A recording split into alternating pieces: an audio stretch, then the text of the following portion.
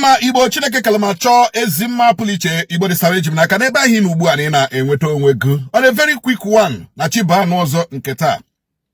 Nnamdi Kanu saw the future. Nnamdi Kanu, the man that saw tomorrow. Nnamdi Kanu, the man that started shouting about this insecurity caused by bandits, caused by terrorists. Nnamdi Kanu kurieku. And recently, everybody shared a video Nnamdi Kanu, the video 7, 8, 9 years ago, you know, about Ihemege today in Nigeria. The man saw the future. The man saw tomorrow. That even the Southwest will receive it hot. He said it. And today, even Ndi Yoruba is shocked that their own children and students could be abducted and kept inside the bush. The Yoruba people are shocked. They never believed it. They never believed that Yoruba. Now let me tell you the truth. The truth of the matter in Nigeria is that these politics are playing in Nigeria, these tribal politics, ethnic politics they play in Nigeria. So people play here in the sense that you know, they cannot attack these people. They cannot talk against these people. Now share power in Nigeria. Then I knew wundi or the class citizens in Nigeria. Na politics in Nigeria. In Nigeria. Then unde Yoruba.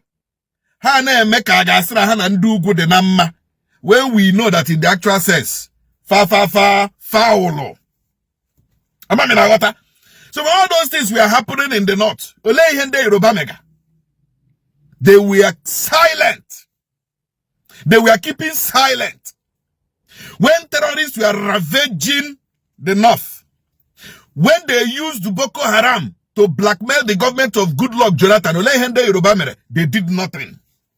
In fact, mgbe Boko Haram tọrọ ụmụ Chibok na Borno 2014, during Jonathan's regime, Jonathan made sure that the then Chief of Army Staff, General Ejirika, used every arsenal in his disposition and his position to annihilate Boko Haram.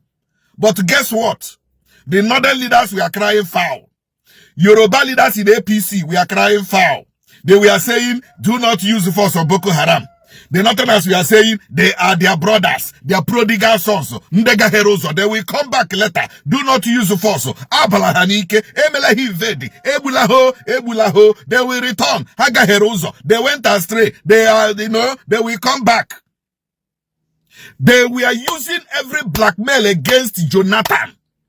They were using every blackmail so that Jonathan will not annihilate Boko Haram. Because they created it. And what were the Yoruba politicians doing when Boko Haram started in Nigeria? Because they belong to APC. Because they belong to the northern leaders that belong to APC. They were not doing anything about it. They were shouting foul, foul, foul, because it was Goodluck Jonathan or because it was PDP.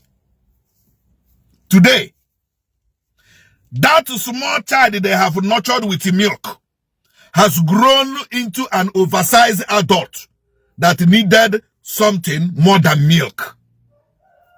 And who are the people bearing the brunt? The North, the Southwest. Problem I want to know about and that is why this issue of insecurity will continue to linger. Because the leaders lack the political will. Because the leaders are complicit. Because the leaders are involved. And today, it is ravaging the North. Today, it is ravaging the Southwest. And the Southwest never believed that Boko Haram will penetrate their region. The Southwest never believed that the bandits will penetrate their region. They never believed it. Today, it is happening. They kept quiet for so long. They were so complicit for so long. They were interested in politics than interested in protecting their forest. They were interested in politics than marshalling out policies that will bring about a cogent reaction to insecurity. Kwara, almost every day. Oyo, Ogun, Ondo, all these areas have been invaded, not just by Boko Haram, but by bandits. Now, ndara bata beba obona ha bata be mana onwere haji style na abata ndugu. All these bandits ji style na abata, they disguise as in dokada, they disguise as in na imbo, they disguise as in na akwa akwa ndedwadwa, they disguise as headers. Otu ha abata na southeast. But do you know what? They cannot invade the southeast as they are invading the southwest. Makarechere hechebe. Aichere heche here. Are we hearing on social media? Obronina be ready. Every community when I hear the ready. Every community when a bush, when a forest is ready. See, the truth, if not for the war of 1967 to 1970, Kahasia Wakbo Southwest, Kahakarisha Wakbo Southeast. In fact, because of the war, to even Wakbola rivers. Because of that war, to even cross over to Cross River, or even Akwa Ibom, to do that, or even Delta. Because this region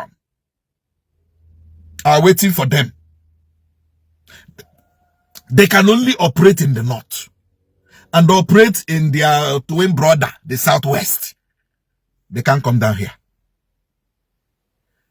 See, the truth and the only truth in Nigeria would that in the Chigamanage are the people causing this insecurity.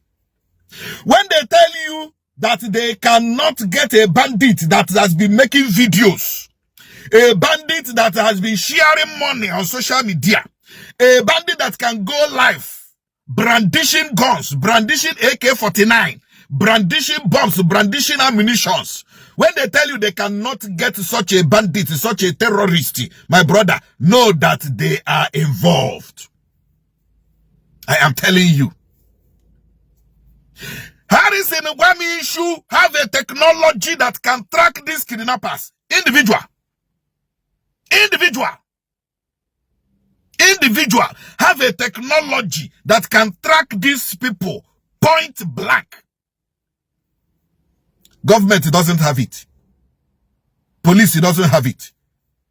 Military doesn't have it. DSS anyway.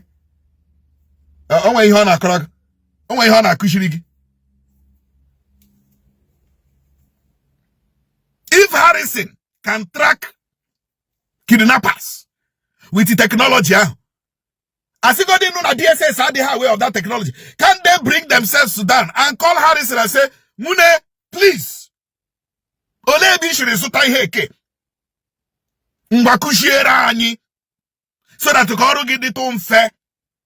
Can they do that? They can. Nigerian government can buy that technology 1 million times. Every security officer in Nigeria, if Nigeria wants, can have that technology one by one. But do you know why they cannot go for that technology? Because Aka had there. Aka had in kidnapping and abductions and insecurity in this country. Aka had there, they cannot go for it. And you are telling me that this insecurity will stop? Insecurity Nigeria where be. Manobi de monto Na Igbo eba. You put to head, you collect woto. You put to head, you collect. Nnamdi Kanu said it. Now, here we hear Nnamdi Kanu he were ESN and they blackmailed the ESN. Now they are not tutu. Oh, here when I live today we ESN.